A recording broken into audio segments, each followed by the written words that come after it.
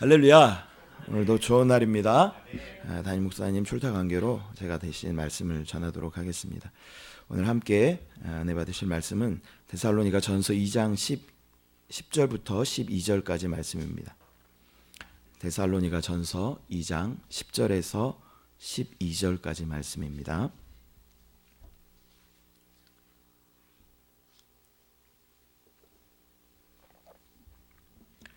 찾으셨으면 합독하도록 하겠습니다. 우리가 너희 믿는 자들을 향하여 어떻게 거룩하고 옳고 흠없이 행하였는지에 대하여 너희가 증인이요 하나님도 그러하시도다. 너희도 아는 바와 같이 우리가 너희 각 사람에게 아버지가 자기 자녀에게 하듯 권면하고 위로하고 경계하노니 이는 너희를 부르사 자기 나라와 영광에 이르게 하시는 하나님께 합당히 행하게 하려 함이라. 아멘. 저는 오늘 본문의 말씀을 가지고 하나님의 상속자라는 제목으로 함께 말씀 나누도록 하겠습니다. 하나님의 상속자. 자, 우리는 예수 그리스도의 이름을 믿고 모두 구원받은 자들인 줄 믿습니다.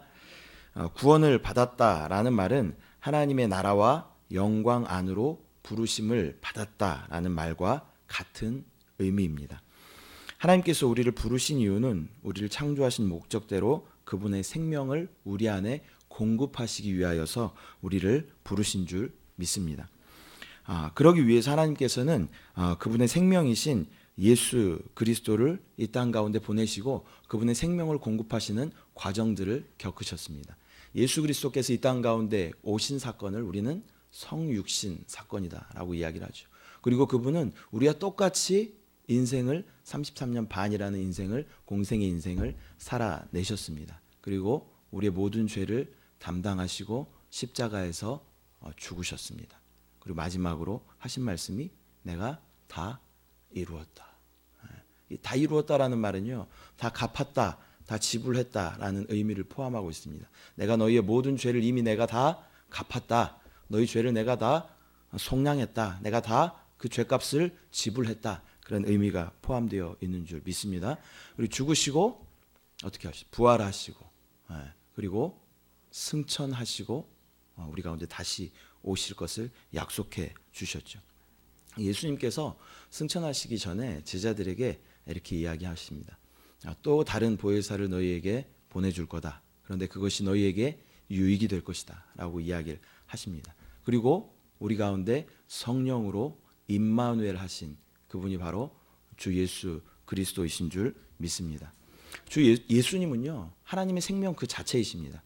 근데 그분이 우리 가운데 성령으로 와 계십니다. 그렇기 때문에 우리는 하나님의 생명을 소유하고 있는 자들인 줄 믿습니다. 그분의 생명을 소유하는 것은 그렇게 어렵지 않습니다. 우리가 그분을 마음을 다해서 주여, 주님, 당신이 나의 주님이십니다 라고 고백만 하면요, 그분이 우리 가운데 생명으로 역사하여 주시는 줄 믿습니다. 근데 이것이 어떤 형식적으로 이론적으로 그렇게 부르는 것이 아니라 그것이 정말 우리 마음 가운데 믿어져야 되죠. 그 실체를 내가 정확하게 바라보고 주님 하고 부를 때 그분이 우리 가운데 생명으로 역사하시게 된다라는 것입니다. 여러분, 예수 그리스도를 주님하고 부르는 것이 어색하지 않으시죠? 그분이 나의 주님이신 것이 확실하시죠?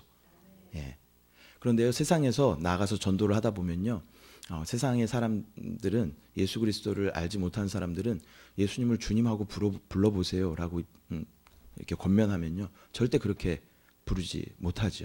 그런 느낌이 전혀 없기 때문에, 예수 그리스도가 나의 주인이시라는 느낌이 전혀 없기 때문에 그렇게 부르기가 쉽지가 않습니다. 여러분은 하나님을 아버지라고 자연스럽게 부를 수 있죠. 그런데 세상에 나가서 하나님을 아버지라고 불러보세요라고 물어본다면 절대 그렇게 부를 수가 없습니다. 아버지 같은 느낌이 전혀 없기 때문에 그렇게 부를 수가 없다라는 것이죠. 그런데 우리는 하나님을 아버지라고 자연스럽게 부를 수 있습니다. 왜 그렇습니까? 하나님의 영이신 생명이 우리 가운데 임해 있기 때문에, 하나님의 아들의 영이신 생명이 우리 가운데 임해 있기 때문에 우리는 당연히 자연스럽게 하나님을 아버지라 부를 수 있게 되는 줄 믿습니다. 내 안에 아들의 영인 예수의 영으로 충만하면 예수 그리스도를 통해서 그분을 공식적으로 아버지라고 부를 수 있게 되는 것입니다. 그런데 하나님의 자녀가 되고 나서도 여전히 우리에게 고난과 연단의 시간들이 있습니다. 하나님 잘 믿고 구원받으면 고생 끝, 행복 시작일 줄 알았는데 여전히 우리 가운데 고난이, 시험이 있다라는 것이죠. 그런데 아버지 하나님과의 생명적인 관계, 또 이런 관계에서 우리가 바라본다면 우리의 고난은 우리가 예수 그리스도를 믿기 전에 세상에 있을 때의 고난과는 좀 차원이 다른, 질적으로 다른 고난이다라는 것입니다. 우리의 고난은 우리를 변화시키고 영화롭게 하여서 우리로 완전한 아들들이 되게 하고 합법적인 상속자들이 되게 하기 위한 것이다라는 것입니다. 오늘 제목이 뭐라 그랬어요? 하나님의 상속자. 5월 중순쯤에 담임 목사님께서 그 아침에 말씀의 묵상으로 나눠주신 그런 내용입니다. 본문도 그 본문이고요. 근데 이 말씀을 계속 제가 묵상하면서 하나님의 상속자, 우리의 연단과 우리의 고난은 이것이 하나님의 유업을 물려받기 위한 상속자로 훈련되는 시간이구나. 그러면서 이 말씀을 한번 꼭 전해야 되겠다라는 그런 마음을 가지게 되었습니다. 예전에는 왕들이 나라를 지배했었죠. 그 왕이 나이가 많으면 다음 왕 위를 물려받을 자녀를 택합니다. 그리고 그 자녀에게는 혹독한 훈련을 시킵니다. 나라에서 가장 뛰어난 선생님들을 초청합니다. 뭐 문학이면 문학, 무예면 무예, 뭐 교양, 뭐 또 미술, 음악 이런 거에 최고의 선생님들을 초청합니다. 그래서 그 자녀를요 아주 혹독하게 훈련을 시키죠. 왕의 훈련을 시키게 되는 것이죠. 대기업의 총수들도 마찬가지입니다. 그 기업을 물려주기 위해서 그 기업에 대한 경영에 대한 혹독한 훈련, 또 뭐 외국에 나가서 외국어를 배운다거나 또 어떤 경영에 대한 것들을 아주 혹독하게 훈련을 시키죠. 그런데 이것을 받는 사람은 그 훈련의 의미를 안다라는 것이죠. 자기의 결과가 어떻게 될 것이라는 것을 안다라는 것이죠. 내가 이 기업을 물려받기 위해서, 내가 이 왕권을 물려받기 위해서 내가 지금 이 훈련을 하고 있다라는 것을 안다라는 거예요. 자기가 어떻게 될 것이라는 것을 안다라는 것입니다. 여러분 여기 주부님들이 많이 계시죠. 제가 예전에 또 말씀을 드렸지만 기억을 못 하실 거예요. 그래서 또 한번 말씀을 드립니다. 주방에서는 중요한 도구가 있죠. 전문가들은 연장이라고 부릅니다. 그 도구가 뭐예요? 칼입니다. 칼. 저도 요리를 하는 거를 좋아해요. 그래서 얼마 전에 그 집에서 월남쌈, 월남쌈을 해먹기 위해서는 엄청난 칼질이 필요합니다. 채를 겁나게 썰어야 됩니다. 근데 채를 썰기 위해서는 칼이 잘 들어야 되죠. 채를 많이 썰기 위해서는 칼이 잘 들어야 돼요. 근데 칼집을 이렇게 열어보면 칼집 안에 칼들이 여러 개가 꽂혀 있죠. 집에 칼이 하나 있으신 분들은 없을 거예요. 칼이 여러 개가 꽂혀 있는데 그 중에도 내 손에 익은 칼이 있죠. 저는 칼질하기 전에 반드시 칼을 뽑아서 한 번이라도 갈고 칼질을 합니다. 이 칼이 이렇게 칼질을 할 때 이게 야채가 싹싹 썰려 나가는 이 느낌이 좋잖아요. 네. 집에서 살림 안 하셔요? 뭐 칼질할 거 있으면 저한테 갖다 주십시오. 이 느낌이 굉장히 좋잖아요. 근데 칼을 갈아서 써야지 이게 싹싹싹싹 썰려 나가는 느낌이 있죠. 그래서 저는 칼질하기 전에 반드시 칼을 갈아서 씁니다.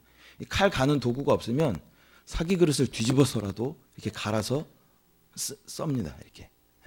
근데 칼은요, 칼 집에 있을 때, 칼 집에 꽂혀 있을 때 얘가 의미가 있는 것이 아니라 칼집에서 뽑아져 나와서 어떤 것을 썰 때 그 의미가 있는 것이죠. 칼의 입장에서 봤을 때는 저는 이제 사용자예요. 근데 칼의 입장에서 봤을 때는 갈아지는 아픔이 있어요. 제가 항상 갈잖아요, 얘를.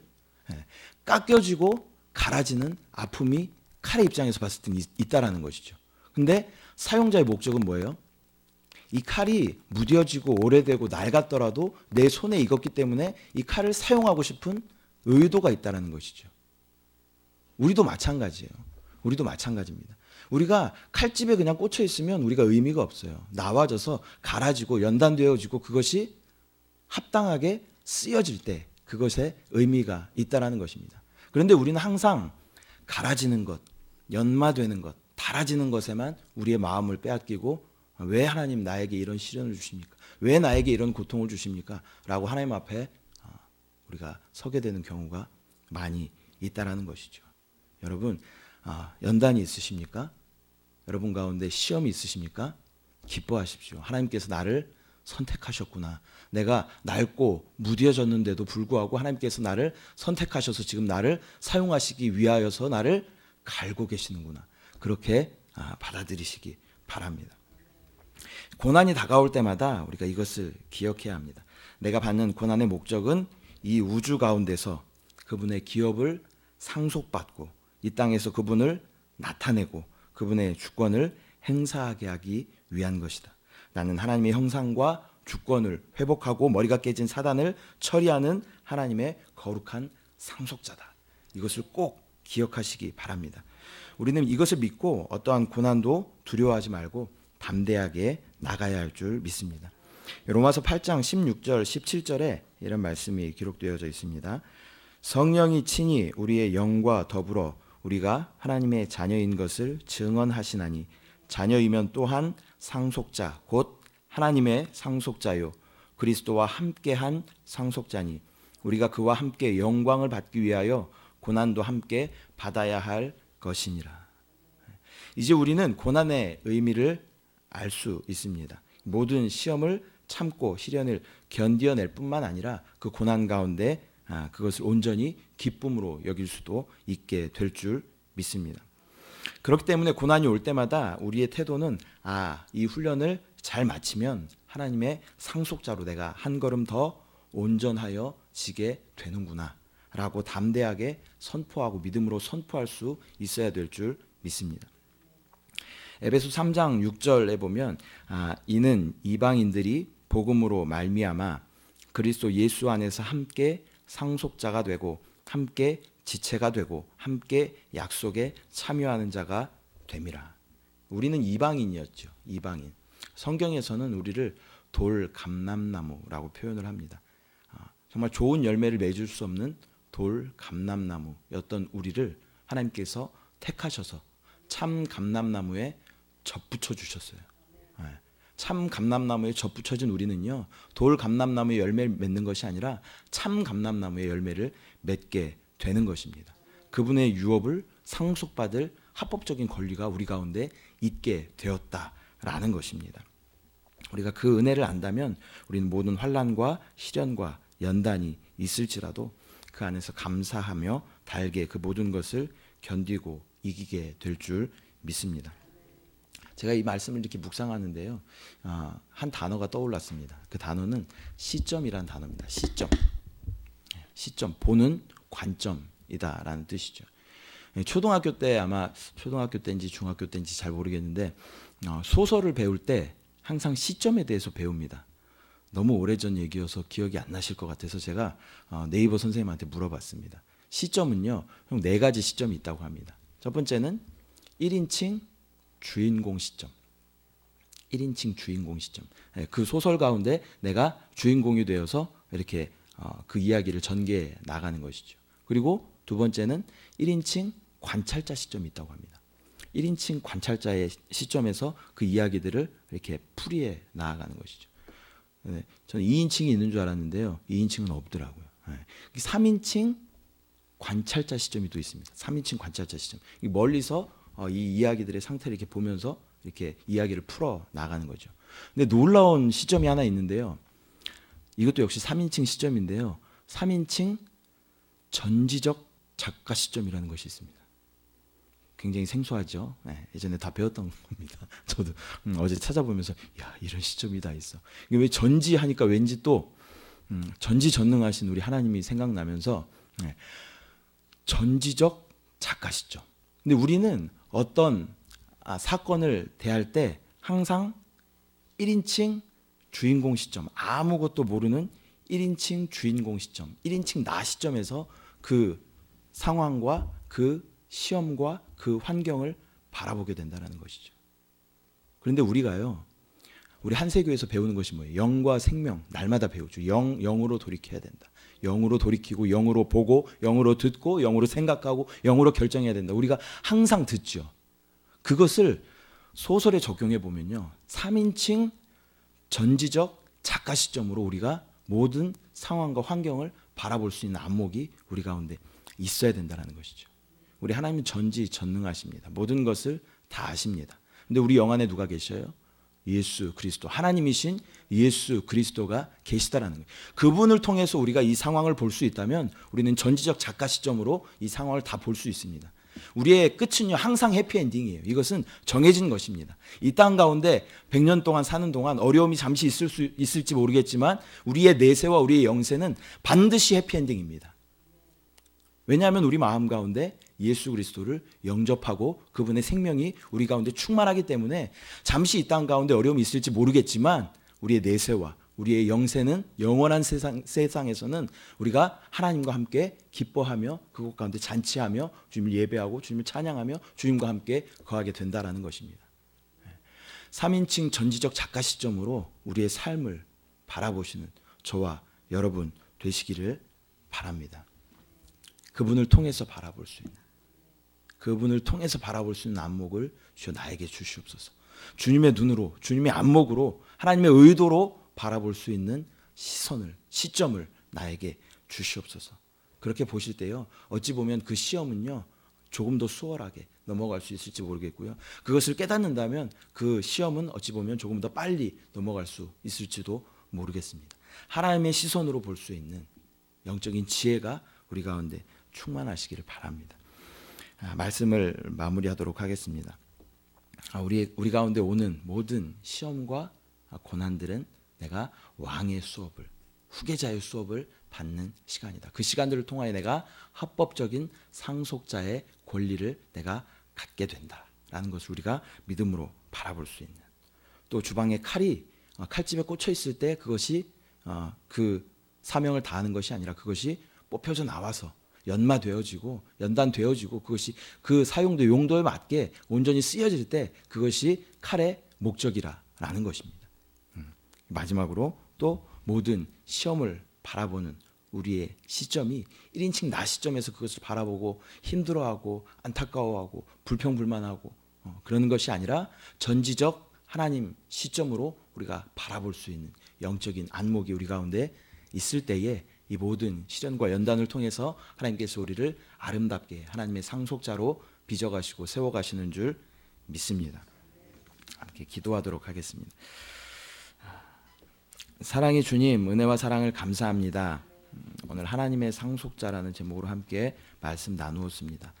우리 가운데 연단과 시련과 시험이 있을지라도 이 모든 과정을 통하여 하나님의 상속자의 합당한 자격을 갖추는 시간임을 우리가 믿음으로 바라볼 수 있는 영적인 안목을 우리 가운데 허락하여 주시옵소서. 나의 시점으로 그것을 바라보며 힘들어하고 고통스러워하는 것이 아니라 모든 것을 다 아시는, 전지하시고 전능하신 하나님의 시점으로 그것을 바라볼 수 있는 영적인 안목을 우리 가운데 허락하여 주셔서 그 시험을 또 지혜롭게 잘 이겨나아갈 수 있도록 주여 우리 가운데 함께하여 주시옵소서. 오늘 하루도 말씀 붙잡고 승리하는 귀한 하루 되게 하여 주시옵소서. 감사드리고 예수님의 이름으로 기도드립니다. 아멘.